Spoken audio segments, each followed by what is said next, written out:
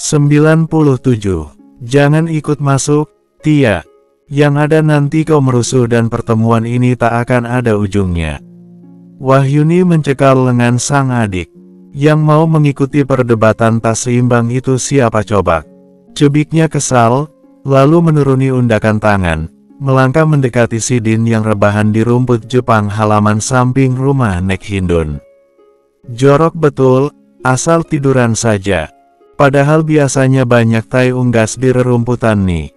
Mutia menatap lekat wajah Din. Diam kau, Mutia. Biarkan dulu rohku istirahat sejenak. Baru setelahnya bila kau ingin bergelut pun langsung kuladeni. Din memiringkan badan. Mutia mendengus kesal. Kakak kira, Tia ini malaikat pencabut nyawa, apa? Sementara di dalam rumah Nek Hindun, suasana semakin tegang kalau Wahyuni mulai menghitung lembar demi lembar daftar hutang. Hentikan, di mana sopan santun kalian? Saya ini tertua di generasi sebelum ibu kalian.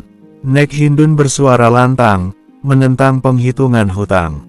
Namun, Wahyuni tidak mendengarkan.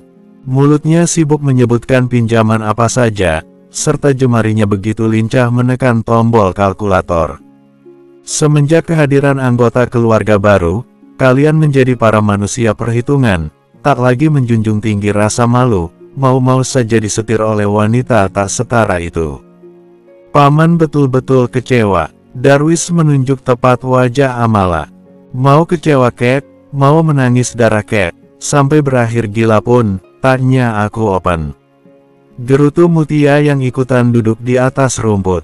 Din menarik napas panjang, rasa mualnya memang mulai reda, tetapi sakit kepalanya kian menjadi.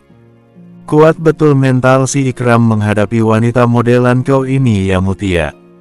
Kalau saja orang lain, sudah pasti botak kepalanya. Agam, kau seharusnya pergi ke tempat orang pintar. Bibik yakin sekali, kalau istrimu itu bersekutu dengan iblis demi bisa dipersunting olehmu. Ceda bertambah geram saja, melihat sang keponakan begitu tenang. Ini lagi, setan teriak iblis. Taknya mereka sadari kalau kelakuan sendiri lebih parah daripada makhluk alam gaib. Mulutnya mencibir abis, sedangkan tangannya mencabuti rumput. Daripada kau mengumpat tak jelas di sini, lebih baik ikut masuk sana, Mutia. Mutia menatap Nyalang Din yang masih betah berbaring. Tia, diusir oleh Kak Wahyuni. Hahaha, ya Allah, sakit perutku. Din terpingkal-pingkal sambil menekan perutnya. Makanya jadi orang tuh jelaslah sedikit. Setiap kau ada, pasti akan terjadi keributan. Pelak, kakak kira aku ini biang masalah apa? Mutia menimpa badan Din. Lihatlah Weber, dua landak betina tuh betulan tak jelas. Tadi, adu urat leher mereka, sekejap kemudian sudah saling berpelukan layaknya anak monyet dengan induknya. Ayek mencibir sambil menatap sinis dua sosok yang selalu mengerjai dirinya. Palingkan wajah kalian, pura-puralah tak melihat mereka. Aku menaruh curiga, kalau dua landak itu sedang menyusun rencana demi membuat kita bertambah menderita. Danang dan kedua temannya langsung membelakangi Mutia. Mereka bertiga duduk di bawah pohon jambu Jamaika. Kurasa, hidup kita ini hanya untuk mewarnai kisah mereka. Tiada hari tanpa diperintah, belum lagi dijadikan bahan percobaan, entah itu mencicipi makanan, menjadi model riasan Kak Din, entah apa lagi, yang jelas semuanya di luar prediksi. Keluh Rizal. Agam membaca saksama selembar kertas yang berisi total keseluruhan hutang keluarga Nek Hindun. Di masa lalu, keluarga Sidik pernah berhutang sebesar 2 juta rupiah, nominal yang besar pada kala itu. Namun, kini keadaan berbalik. Selama lebih dari 3 tahun, keluarga Nek Hindun telah meminjam sebesar 14 juta rupiah. Agam menatap lekat wajah paman dan bibinya yang terkesiap. Mengapa wajah paman dan bibi begitu terkejut? Cedah langsung menegakkan badan. Kalian pasti mengada-ada. Tak mungkin kami terlilit hutang sebegitu besar. Wahyuni mengambil buku tebal, lalu memberikan kepada bibinya. Baca dan periksa sendiri. Semua jelas di situ, berikut kwitansi bermaterai yang telah kalian tanda tangani. Daripada mencoba mengelak, lebih baik mengakui. Jangan sampai abang naik pitam lalu memperkarakan sampai pengadilan. Wajah keriput Nek Hindun semakin berkerut, sungguh tidak menyangka atas kelakuan kedua anak kebanggaannya. Dari 14 juta itu, saya akan memangkasnya menjadi 9 juta yang wajib kalian bayar. Anggap saja sebagai ucapan terima kasih atas uluran tangan kalian. Ucap Agam, tegas. Darwis berdiri, jari telunjuknya menuding wajah Agam. Enak betul kalian, hanya memberikan bunga sebesar 3 juta rupiah. Harusnya dihitung lunas, sebab tanpa uluran tangan keluarga kami, sudah tentu keluarga Sidik bakalan bangkrut. Duduk. Suara rendahan dalam Agam berhasil membuat mereka terdiam dengan tubuh tegang. Darwis langsung duduk kembali.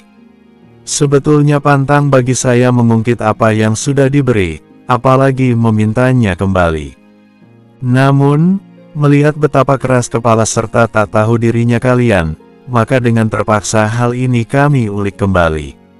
Setiap bulan, selama lebih dari 4 tahun, saya memberikan uang jatah bulanan kepada Nek Hindun, belum lagi membantu biaya kuliah anak paman dan bibi. Adapun 3 bangunan ruko saya yang kalian pakai tanpa membayar sewa, itu hanya sebagian uluran tangan berbentuk uang. Bagaimana dengan barang? Tentu lebih banyak lagi nominalnya bila dihitung rincin. Bagaimana paman? Masih mau lanjut? Pihak keluarga Nek Hindun tidak ada yang berani bersuara apalagi menentang. Amala dan Wahyuni setia menjadi pendengar, karena hal ini lebih pantas Bang Agam yang maju menyuarakan. Kami akan mencicil setiap bulannya. Putus Darwis yang sudah terlanjur malu, apalagi di sini ada Pak Lurah beserta istri dan juga Rani. Agak terkekeh rendah. Saya bosan mendengar kata cicil itu. Mungkin sudah lebih dari 100 kali kalian mengucapkannya. Namun, kenyataannya hanya pemanis semata. Tidak ada mencicil layaknya kredit motor. Saya menginginkan pembayaran tunai maupun ditukar dengan barang berharga yang kalian miliki. Bila keberatan, jangan salahkan saya bila melakukan hal yang kemudian hari kalian sesali. Mampus. Din bertepuk tangan. Alhamdulillah. Hilang sudah sekumpulan hama dan benalu. Ayo Kak. Mutia menarik tangan Din, berjalan ke belakang rumah. Udah macam pemulung saja kau. Apa yang hendak kau cari, Tia? Mutia tidak menggubris pertanyaan Din, dia sibuk melihat sekeliling. Lagaknya macam orang kaya, tetapi botol bekas pun dikumpulkan agar bisa dijual pada tukang rongsokan. Dasar Nek Hindun kebanyakan gaya. Mutia menuang isi karung goni bahan kain yang bisa menampung berat 100 kg. Kemudian mereka kembali lagi ke tempat semula, mendekati trio cebol. Petik semua buah jambu bolnya. Mutia memberikan karung tadi kepada Ayek. Kan, apa aku bilang tadi? Sungut Danang, tetapi tidak berani menolak. Kakak menyuruh kami mencuri. Berdosa loh. Nanti masuk neraka. Ayek menolak tegas. Ini tuh tanah nenek kandungku yang dikuasai oleh keluarga penyamun, jadi bukan mencuri namanya, tetapi berbagi hasil panen. Saya menginginkan kebun karet, dan ladang yang sedang ditanami sayur mayur. Keempat tempat itu pas harga jualnya dengan uang yang kalian pinjam. Nenek, Nek Hindun pingsan, keputusan Agam begitu mengguncang jiwanya. Suasana menjadi riuh kala kedua cucunya histeris. Rani tolong ibuku, pinta Ceda dengan raut berlebihan. Drama betul, tinggal oles minyak kayu putih ataupun nyong-nyong, langsung sadarnya tuh Nek Hindun. Bisik Wahyuni. Rani menatap memelas wajah Agam, meminta persetujuan. Abang, yang kau panggil abang tuh suamiku, Rani. Menjijikan betul nada mendayumu yang macam curut kejepit pintu. Berani betul kau merayunya di depan istri sah. Apa mau ku garuk mulutmu menggunakan sikat kawat panci pantat hitam? Iya. Itu betulan Kak Amala. Titik. Ini anak kita, Bang. Kau harus bertanggung jawab. Ayo nikahi adek, Bang. Bersambung. 98. Ini Kak, es Mbak Mirindanya. Danang memberikan minuman plastik diikat karet, serta ada sedotannya. Terima kasih. Kau sendiri beli apa? Tanya Mutia sambil menyedot minuman rasa jeruk. Soda badak. Mereka berlima duduk saling berdekatan, menikmati buah jambu bol yang banyaknya hampir seperempat karung. Sebagai pelengkap, Mutia menyuruh Danang membeli minuman dan juga jajanan. Kalian ingat betul ini ya? Sisi kiri itu kopling, rem di tengah, dan gas sebelah kanan. Nanti kalau kita hendak terbang lagi, cepat-cepat kalian berteriak. Terus, tak mau, lebih baik kami naik sepeda kalau enggak ya jalan kaki. Takut kali aku kalau sampai malaikat cakap macam nih, sudah habis waktumu di dunia. Ayo ikut saya kembali ke rahmatullah, mana awak belum sunat lagi, belum juga merasakan apa itu namanya jatuh cinta, sumut Ayek. Kencing pun belum lurus, sudah sibuk kau berkhayal tentang cinta, Yek. Kapan terakhir kali kau bawa mobil, Tia? Din beralih menanyai Mutia, dia ingat betul kalau si bungsu ini bisa mengemudi. Mutia terdiam sejenak, jemarinya terbuka menutup guna berhitung. 3 tahun yang lalu, sebelum menikah dengan Bang Ikram. Terus tadi tuh pertama kali kakak kembali menyetir. Rizal bergidik ngeri. Iya, anggap saja kesalahan teknis, maklum juga karena masih perdana. Ucapnya begitu ringan, melupakan fakta bahwa tadi mereka hampir saja celaka. Din menjitak kepala Mutia yang tertutup hijab. Enteng kali muncungmu cakap, Tia. Taknya kau ingat kalau kita hampir kehilangan nyawa. Lain kali kalau kau mau mencoba menyetir lagi, angkut saja para kucing. Karena cuma mereka yang punya 7 nyawa. Wajah Rani merah padam menahan malu sekaligus kesal. Jangan asal menuduh, Amala. Aku hanya sekedar meminta izin. Amala menatap penuh permusuhan. Belakangan ini dirinya memang begitu sensitif bila ada yang melirik sang suami. Apa pula pakai meminta izin segala? Kau itu tenaga medis, kan? Seharusnya langsung cepat tanggap, bukannya terlebih dahulu menyisipkan rambut ke belakang telinga lalu memasang senyum layaknya orang menahan berak. Ada kurang-kurangnya kurasa kau ini, Rani. Sempat-sempatnya bertanya di saat nyawa seseorang mungkin sudah mencapai batang tenggorokannya. Wahyuni menggigit bibir bagian dalam, berusaha menahan tawa. Sedangkan Agam mengulum senyum dengan hati penuh bunga. Lain halnya di samping rumah, suara tawa membahana. Ayek sampai bertanya, apa betul itu Kak Amala?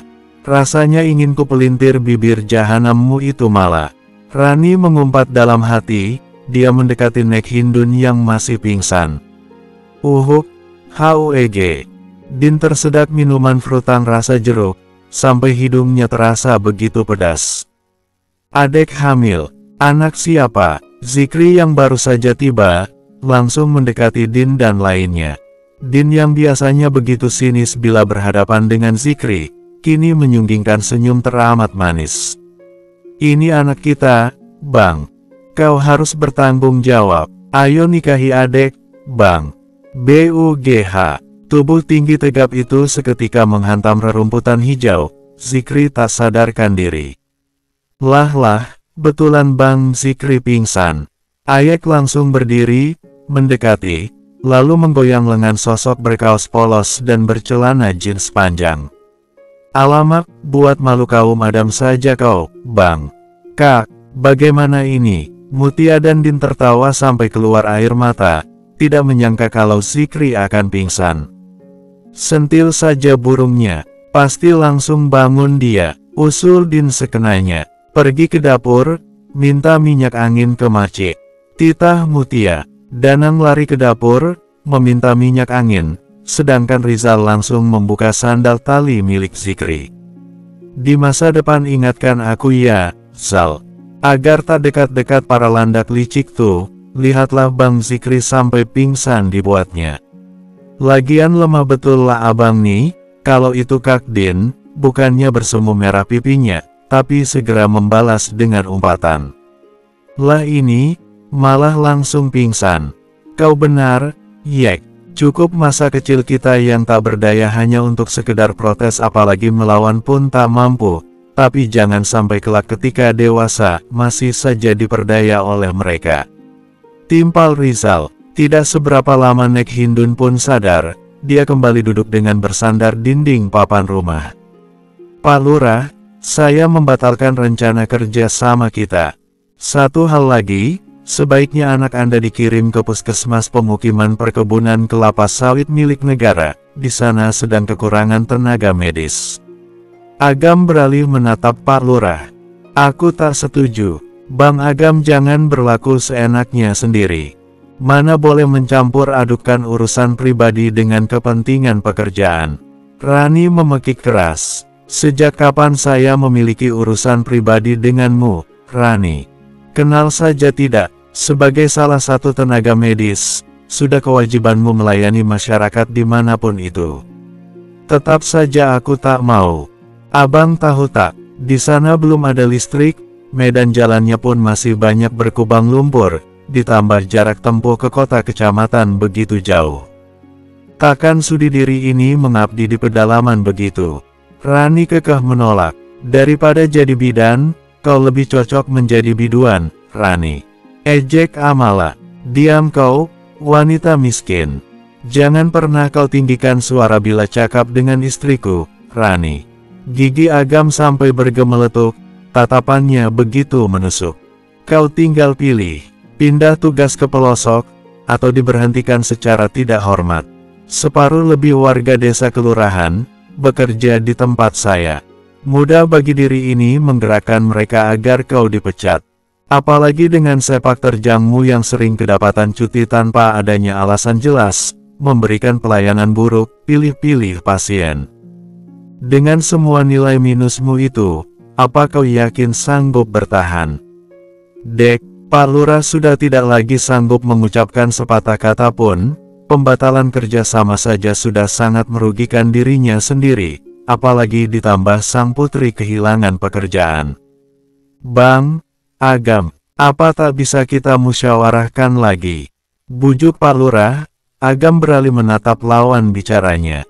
Rani begitu emosi, dia kehilangan kendali. Berjalan pasti mendekati Amala yang menatap sinis dirinya, tangannya terulur hendak menarik hijab musuhnya. Amala sudah siap sedari tadi, dia merogoh saku, mengeluarkan botol spray kecil, dan... Ah, mataku! Rani berteriak histeris, tangannya mengelap cairan perih sekaligus panas yang disemprotkan oleh Amala. BUGH! Rani terjatuh menimpa piring kue, dia menggelepar layaknya ikan kekurangan oksigen. Semua yang ada di situ seketika menjadi panik, kecuali Amala dan Wahyuni, sedangkan Agam masih membaca apa yang telah terjadi. Sementara jauh di pelosok kota kabupaten, tangisan bayi terdengar begitu melengking. Sang ibu sampai bingung sendiri, segala cara sudah dia lakukan. Akan tetapi anaknya masih tidak mau berhenti menangis sampai wajahnya memerah, dan urat birunya kelihatan. Tok, tok, begitu pintu dibuka, sosok yang baru tiba langsung menyeletuk. Kangen ayah, ya nak. Bersambung. 99. Bodoh. Dungu. Ekor hubah-hubah monyet harimauku kejepit jendela mobilmu. Cepat lepaskan, atau ku lempar batu nanti kau penjahat botak. Mutia begitu emosi, sampai hendak menyobek buku cerita tentang kartun kesukaannya.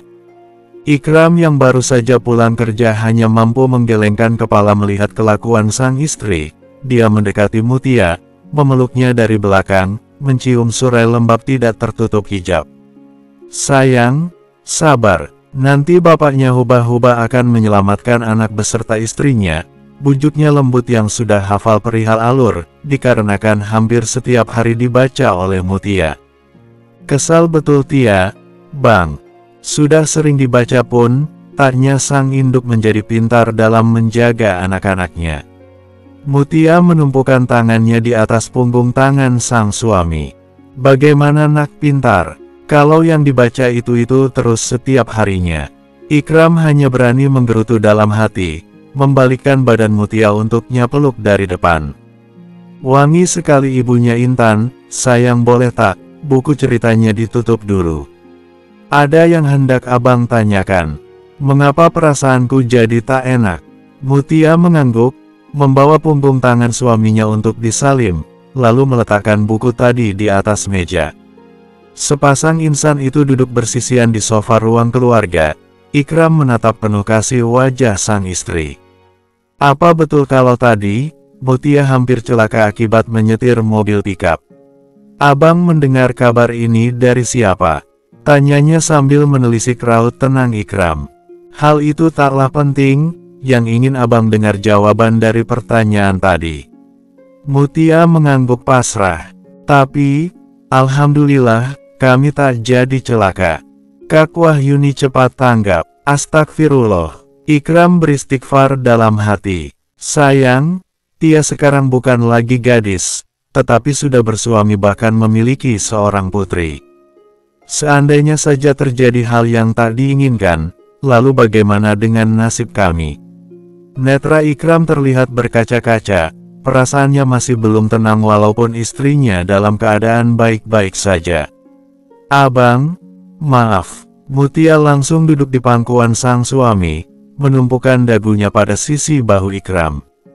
Tia selalu ingat kalau tak lagi sendiri, makanya tadi tuh terus berdoa dalam hati agar Allah menghindarkan diri ini dari mara bahaya.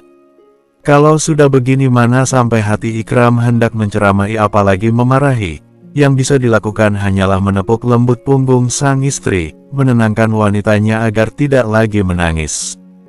Tolong jangan diulangi lagi, iya. Abang cuma punya satu jantung, sayang.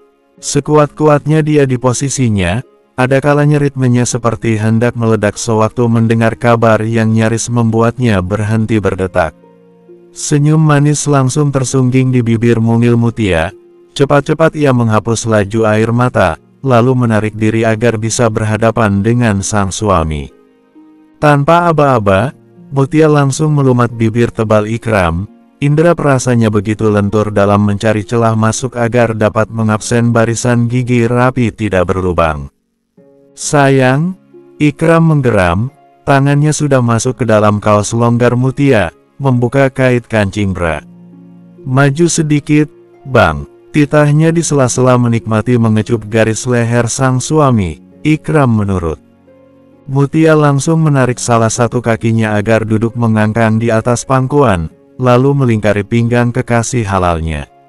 Napas mereka saling berkejaran, tangan Mutia berhasil melepaskan kemeja milik Ikram, begitupun dirinya yang sudah dalam keadaan setengah polos akibat tangan nakal prianya.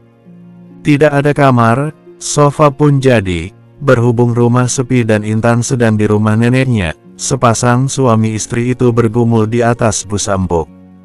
Desahan, lenguhan saling bersahutan. Ikram terus memuji sang istri yang sedang bergoyang di atasnya. Gadis remaja yang dulu begitu digilainya ini sangat lihai memberikan servis terbaiknya. Tia, mau sampai, pekiknya tertahan. Bersama, sayang, Ikram membalik keadaan, dia yang memegang kendali sampai puncak kenikmatan itu mereka raih. Setelahnya hanya terdengar deru napas terputus-putus. Mereka masih menikmati sisa-sisa pelepasan di sore hari. Apapun masalahnya, tetap olahraga ranjang solusinya. Itulah slogan seorang Mutia. Dia paham betul bagaimana caranya membuat sang suami terus-menerus mabuk kepayang. Boleh abang tengok, benda apa yang Nur semprotkan tadi? Agam berlutut di hadapan Amala yang duduk di pinggir kasur. Amala mengeluarkan botol spray kecil yang berisi air cabai hasil buatannya sendiri. Semenjak hamil, insting keibuannya begitu kuat dalam melindungi, maka dari itu dirinya selalu membawa senjata andalannya. Istri abang pintar sekali, pujinya tulus. Tapi, tolong lain kali jangan lagi maju sendirian ya, sayang. Apapun itu harus beritahu abang. Agam memeluk Amala, menciumi perut buncit sang istri. Iya, Amala menyisir rambut suaminya menggunakan jemari. Abang, sayang.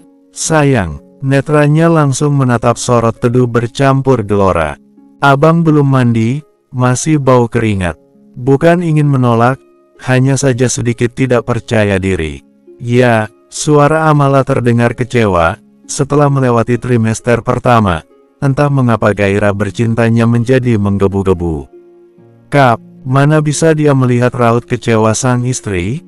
Agam langsung mencium lembut bibir Amala, membawa tubuh lebih berisi itu berbaring sempurna di atas kasur. Sebelum memasuki sang istri, terlebih dahulu mengelus lembut perut Amala. Assalamualaikum nak, bapak izin menjenguk ya. Pria yang sebentar lagi menjadi seorang ayah itu begitu hati-hati dalam memperlakukan sang istri, selalu bertanya apakah nyaman. Tidak sakitkah?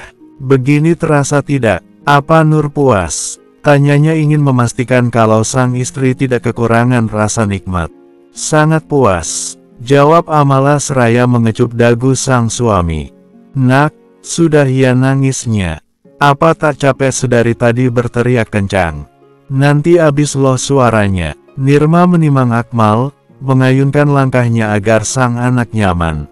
Ima, sini gantian dengan Uwak. Kau pasti lelah sedari tadi menggendong Akmal. Wakdar mengulurkan tangannya, tetapi terhenti kala suara ketukan pintu begitu nyaring terdengar. Assalamualaikum. Suara berat itu terdengar bersamaan dengan sosoknya yang masuk ke dalam rumah kontrakan Nirma.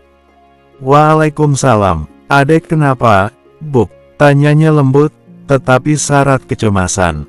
Sehabis diimunisasi tadi pagi, dia demam, ya. Nirma menatap sekilas Byakta. Letakkan dulu di ayunannya, biar ayah cuci tangan sebentar. Byakta langsung berjalan ke kamar mandi. Nirma menurut, meletakkan Akmal yang masih menangis ke dalam ayunan rotan. Kangen ayah, ya nak. Byakta membopong tubuh bayi berumur 2 bulan itu, menimangnya lembut. Seperti disihir, suara tangisan melengking tadi berangsur-angsur menjadi pelan, hanya tersisa sedu sedan saja. Pintarnya jagoan, ayah. Ternyata betulan rindu ya, nak. Pria yang tidak bisa memiliki anak kandung itu, begitu sayang kepada anak angkatnya. Byakta menciumi pipi dan kening Akmal yang terasa hangat. Akmal sudah minum obat belum, Buk? Nirma mengangguk pelan, menyembunyikan air matanya yang nyaris tumpah. Jujur hatinya terenyuh sekaligus haru. Melihat raut murung Nirma, Byakta paham atas pergolakan hati wanita yang kekeh mengatakan tidak ingin lagi berumah tangga. Istirahatlah, kau pasti lelah setelah seharian menjaga Akmal yang sedang rewel. Tanpa mengucapkan sepatah kata, Nirma langsung masuk ke dalam kamar sederhananya. Tubuhnya luruh bersandar pada belakang pintu, digigitnya kuat bibirnya agar isak tangisnya tidak lolos. Maafkan ibu Kianak, gumamnya lirih, merasa gagal menjadi seorang ibu yang tidak bisa memberikan keluarga utuh bagi sang anak, sehingga putranya begitu merindukan sosok ayah. Buk, saya pamit dulu. Hendak menjemput paksa Nirma dan anak kami. Bersambung. 100. Hampir tengah malam, pintu kamar Nirma dibuka. Wanita berdaster panjang dan mengenakan hijab instan itu melangkah pelan. Sudut matanya langsung basah kala mendapati pemandangan yang berhasil menyayat hatinya. Kamal tertidur dalam pelukan Byakta. Dua sosok beda usia itu terlihat begitu damai dalam buayan mimpi. Uwadar mendekati Nirma, dia sedari tadi masih terjaga. Kamal baru saja tertidur. Sepertinya dia sudah bau tangan juragan Byakta. Ibu muda itu hanya menanggapi dengan helaan napas panjang. Uwak tidurlah di kamar. Maaf, tadi saya mengunci pintunya. Tak apa, saya paham kalau hatimu tengah berkecamuk. Nirma, tak perlu terburu-buru. Tetapi bukan berarti kau harus menutup pintu hati dikarenakan trauma masa lalu. Mungkin benar bila dirimu tidak membutuhkan sosok seorang suami, namun bagaimana dengan Kamal? Apa yang barusan terjadi sudah membuktikan banyak hal tanpa harus diungkapkan. Bisik lirih Wakdar seraya menepuk bahu Nirma, lalu dia masuk ke kamar. Nirma melangkah ke pojokan, Dia duduk sembari memperhatikan lekat sang anak dan juga bapak angkatnya Kamal yang berbaring di atas tilam dilapisi perlak. Byakta yang sedari tadi pura-pura tidur, memilih bangun. Dia mendengar ucapan Wakdar, netranya menatap lembut wajah Sembab Nirma, jarak mereka kira-kira 1 meter. Ikuti saja apa kata hatimu, Nirma. Yang menjalani hidup ini adalah dirimu, sepenuhnya kau pengendalinya. Apapun jalan yang nantinya kau pilih, saya harap tak dijauhkan dari Akmal. Jujur diri ini seperti memiliki semangat hidup baru, apalagi bila melihat sorot matanya, jemari mungilnya yang mulai mencoba meraih wajah ini, hati saya yang gersang kembali sejuk seperti embun di pagi hari. Terima kasih, Nirma. Berkatmu, saya dapat merasakan perasaan yang sama seperti para ayah di luar sana kala menyambut kehadiran buah hati mereka, turut menemani tumbuh kembangnya, serta momen yang paling saya tunggu, kala Akmal belajar berucap. Yah, ayah. Air mata Byakta jatuh mengenai selimut Kamal. Lidah Nirma keluh, tenggorokannya terasa seperti tersumbat, serta hidungnya berair. Netra yang penuh linangan air mata itu menatap pilu sosok Byakta. Pagi hari, Yasir berpamitan kepada sang ibu, dirinya hendak menjemput paksa Nirma. Kemarin orang yang dia sewa memberikan alamat tempat tinggal istri yang sebentar lagi mungkin menjadi mantan kalau dirinya tidak segera bertindak. Tak mengapa kehilangan banyak hal, asalkan masa tuaku tidak sendirian. Memiliki menantu seperti Nirma juga tak begitu buruk, apalagi dia sosok penurut, mudah dibodohi, yang pasti mau merawatku. Batin Biatun. Sepanjang perjalanan, pikiran Yasir sudah berkelana. Keyakinannya begitu kuat kalau bisa membawa pulang Nirma beserta sang anak yang dia sendiri belum tahu jenis kelaminnya. Momen sidang pertama yang dia tunggu-tunggu ternyata mengecewakan. Nirma tidak datang, hanya diwakilkan sang pengacaranya saja. Begitu memasuki wilayah pelosok kota kabupaten, Yasir memberhentikan mobil minibusnya, membaca kembali alamat yang tertera di selembar kertas. Yang mana rumahnya? Gumamnya seorang diri. Yasir pun turun dari mobil, berjalan menyeberangi jalan, lalu bertanya kepada salah satu warga. Ternyata tempat tinggal Nirma masuk gang sempit yang tidak bisa dilalui oleh mobil. Terpaksa dirinya berjalan kaki. Begitu sampai di teras sebuah rumah sederhana, kening Yasir mengerut dalam, tetapi dia tetap melangkah. Mengapa banyak sekali sandalnya? Calon mempelai laki-lakinya sudah datang. Mari masuk, Mas. Kami sudah menunggu sedari tadi. Ucap pria berpeci serta mengenakan baju koko dan sarung. Belum juga hilang rasa terkejutnya, Yasir kembali sok kala menatap wanita mengenakan baju kurung sederhana. Masuk, Sir, agar kita bisa segera memulai acaranya. Afna mendekati Yasir, sedikit menarik tangan pria yang sebelumnya selalu mendesak baik di atas maupun bawah tubuhnya. Mengapa kau? Di mana Nirma? Tanya Yasir, menyentak cekalan Afna. Tentu Afna tidak terima. Dia sudah mengeluarkan banyak uang dari tabungan tersisa demi menjebak Yasir sampai ke sini, menyuap orang suruhan pria ini agar mau bekerja sama. Tolong seret dia ke dalam. Dirinya hendak lari dari tanggung jawab. Pekiknya yang langsung ditanggapi beberapa pemuda. Jadi ini laki-laki pecundang yang sudah menghancurkan kehidupan mapan kami. Abangnya Afna mendekati Yasir, dan langsung menonjok kedua rahang pria yang masih belum bisa membaca situasi. BUGH, berani kau mengelak, maka jangan harap dapat keluar dengan fisik sempurna. Kerah ke meja Yasir, dia cengkeram erat. Tolong dengarkan saya dulu. Yasir meringis menahan perih, menyingkirkan tangan abangnya Afna. Saya tak mungkin bisa menikahi adik Anda. Dikarenakan status saya masih bersuamikan wanita lain. Lagi pula Afna juga masih memiliki suami. Afna terkekeh sinis, maju mengikis jarak. Semenjak sebulan yang lalu, kami sudah resmi bercerai. Seminggu kemudian aku keguguran, dan itu anakmu, Yasir.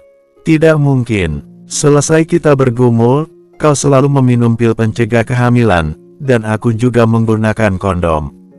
Suara Yasir tidak kalah tinggi, ucapannya pun tidak lagi disaring, masa bodoh dengan keadaan yang ramai. Kau baca surat hasil kuret dari rumah sakit ini. Jelas itu darah dagingmu yang tak dapat bertahan di dalam rahimku.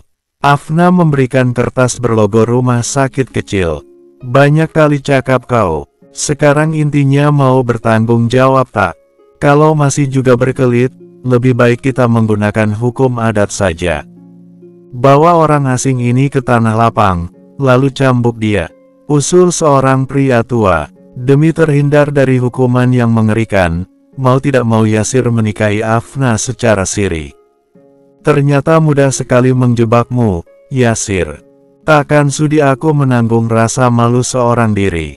Afna tidak sanggup menanggung seorang diri akan caci maki warga sekitar yang mengetahui aibnya, belum lagi perlakuan buruk keluarganya sendiri dikarenakan kebodohannya. Biatun mengharapkan sang anak kembali membawa Nirma beserta cucu, agar rumahnya kembali ramai. Tetapi apa jadinya bila wanita seperti Afna yang akan tinggal bersamanya? Begitu juga dengan Afna yang ingin melarikan diri dari sanksi sosial, dia tidak tahu saja kalau di wilayah Yasir tinggal serta sekitarnya, terdapat para orang bermulut setajam silet, seperti Din, Mutia dan ketiga murid mereka. Sesungguhnya Afna dan Biatun, sama-sama mempersembahkan neraka dunia bagi diri mereka masing-masing. Di rumah Maksyam sedang ramai orang membantu untuk acara pengajian 4 bulanan kandungan Amala. Bang, sebenarnya nama abang itu Galang atau Gilang? Bingung aku tuh, ucap Ayek.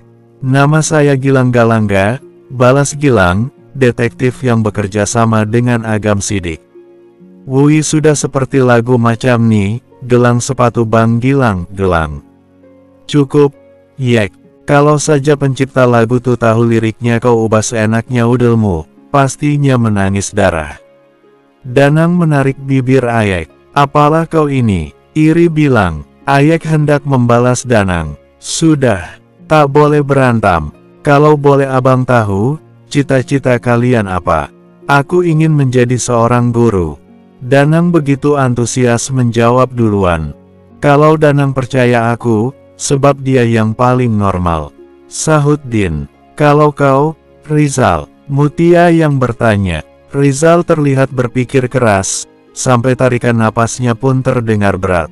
Jadi orang sajalah, Kak. Aku bingung nak jadi apa. Berubah terus cita-cita ini, kadang pingin jadi tuan tanah, tukang palak, mandor, sampai pernah juga menggebu-gebu ingin jadi dukun. Astagfirullah. Semua yang ada di situ tepuk jidat. Din menatap curiga wajah sumringah Ayek. Kalau kau, apa cita-citamu keling? Bersambung.